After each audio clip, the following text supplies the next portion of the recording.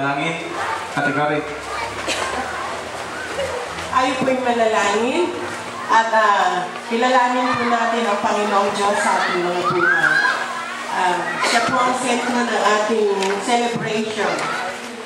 Para magkaroon po ng kabuluhan ang pagtitipon po natin ito, ang Panginoong Jesus po ang ilagay natin sa sentro nito. Tayo po'y manalangin. Oh, hallelujah! Dakilang Diyos, nagpapasalamat po kami sa pangalan ng iyong anak na si Jesus na napako sa krus dahil sa kasalanan ng tao at kami ay binigyan ng eternal life, buhay na walang hanggan. Panginoon, nagpapasalamat po kami sa pagkakatipon po ng bawat isa dito ng pamilya Carino. At dalangin po namin na samahan mo po kami, O Lord. Hindi po namin kaya, Lord, na wala ang presensya mo sa kalagitnaan po namin at sa buhay ng bawat isa sa amin. Panginoon, salamat sapagkat you gave us meaning sa aming mga buhay. You gave us the purposes of our lives, O God, kung bakit kami nandito sa lupa. Panginoon, salamat sapagkat meron kaming kagalakan sa aming mga puso. The joy of our salvation is our strength, O Lord. Thank you, O Lord, sa pagre-remind sa amin sa panahon ito ng Sabado de Gloria na meron kaming Diyos na buhay, tagapagligtas, at meron kaming tinutumbok sa aming mga buhay. Panginoon, thank you for giving us the meaning of our existence, O Lord. Thank you, O God, sa buhay ng bawat isa, na dalangin po namin na i-commit namin ang mga buhay namin sa iyo lamang, Panginoon. Ano man ang nangyayari sa mundong ito, God, alam po namin na iba-ibang mga balita, hindi po kami matitinag as long as we are with you, O God. Nandun kami sa iyong presensya, Panginoon. Panginoon, salamat because we made us conquerors, O Lord, in this life. Thank you, Lord, na meron kaming Diyos na buhay na tagapagligtas sa pamamagitan ni Kristo. Salamat at sa pagbubukas po ng aming affair ngayong umaga, ngayong araw. Ikaw po, Panginoon, ang manguna at madama po namin ang presensya mo sa bawat bahagi, Panginoon, ng affair na ito, O Lord. Protect us with the blood of Jesus. Protect us, lalong-lalo na po ang mga bata sa pagpaligo. Salamat, O God. At sa iyo po ang kapurihan. Ang bayan ng Diyos ay magsabi ng Amen. Sige po, makakapuot tayo. Meron tayong ilang mga paalala bago tayo maligo. Iwasan natin magkalat, ha? May mga basurahan. Ganun din, bawal umihi sa pool. Baka umalat. Ang layunin ng ating yung kasi umpisa natin, ayun tawagin ko yung to. Sabi ni Kuya Ber, gathering lang daw. Kasi wala siya, gusto niya, pag nandito siya, doon pa lang tayo mag-reload yun. Sabi ko, kailan kaya yun? Si Ate Ani, nasa Amerika, nagre-request yata. Sabi ko, nasagutin niya gasto sa susunod. Pero salamat sa Lord dahil alam ko, hindi nangyari ito dahil sa isang aksidente kasi hindi lang nagkakaroon pala. Ito yung plano ng Diyos kasi alam nyo, napaka-importante lalo sa taon na sa panahon na rin ngayon na tayo magkakamag-anak magkakakilala. Kasi yung mga third generation, baka hindi natin alam, nagliligawan na pala, di ba? Kilala niyo ba yung mga pinsan nyo?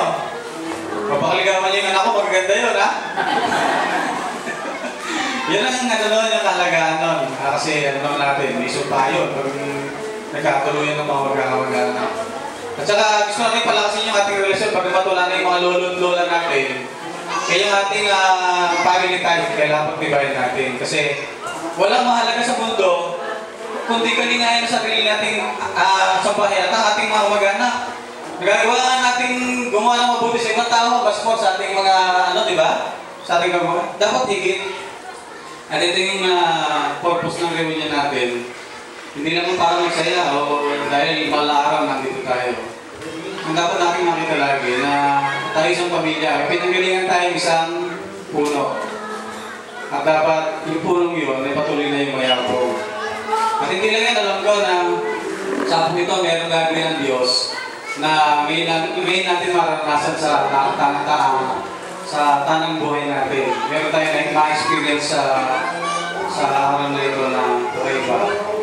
Kasi sabi ko nga, walang higit na mahalaga kundi makilala natin yung Diyos na lumikha sa atin. At yung ating relasyon, pagyawanin natin sa ating mga magana. Sige, bago tayo tuluyan, siguro, mawit muna tayo ng ilan para naman tayo magkaroon tayo ng matawag doon. Makapit yung ating mga espiritu. Sige, sino ba sa leader? Si Ate Rosie. Ito tayo lahat. Okay, bagaman pagod po kami galing Cavite. At wala po sa tama ang aming boses. Alang-alang po sa ating Lord at sa inyo, mga kamag-anak ko. Tayo po'y awit sa Panginoon. Okay, tayo po'y tumayo. Tayo po'y bigyan po natin ng kaluguran ng ating Diyos. Alam po natin na sa pamagitan po ng pag-awit sa ating Panginoon, dumulukso sa tuwa ang ating Diyos. So, tayo po'y muling umawit. Tayo po'y aawit muna. Bago po tayo pumunta sa ibang part po ng ating pagsasaya. Magsaya muna tayo sa Panginoon. Sino po nakakalam ng kanta?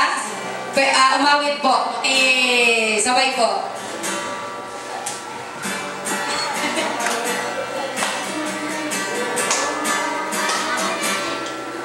Mahal na mahal kita, Panginoon. Mahal na mahal kita, Panginoon. Kailan man di kita nagpapapalit, pagkat sa piling mo'y langit. Mahal na mahal kita, Panginoon.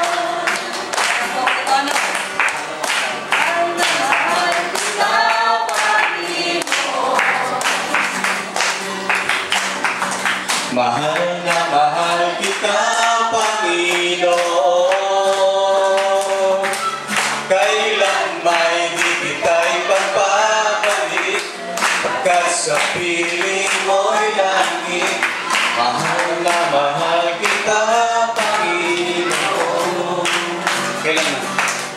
Kailan may di kita ipagpapalit, pagkat sa piling mo'y langit.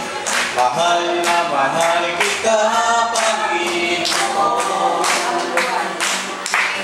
Habang buhay, papupurihan ka. Habang buhay, maglilingkod sa'yo. Habang buhay, pag-ibig ko sa'yo iaanan. Mahal na mahal kita, Panginoon. Mahal na mahal kita, Panginoon.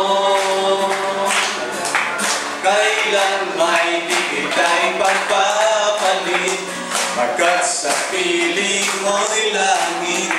Mahal na mahal kita, Panginoon. Okay, patuloy po tayo. Manatili po muna tayo sa presensya ng ating Panginoon. Alalahanin po natin ang lahat po ng kabutihan na ginawa ng Diyos sa ating buhay. Mabuti po ba ang Diyos sa bawat buhay po natin?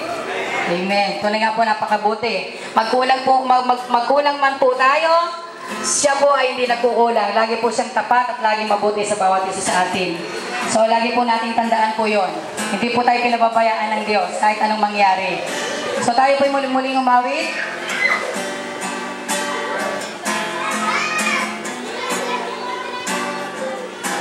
Buti mo, Panginoon,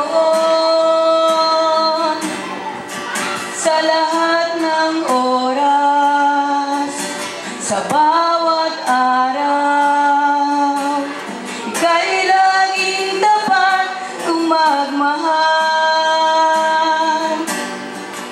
Ang iyong kaawa ay magpawalang hanggan. Minsan pa po, ay buti mo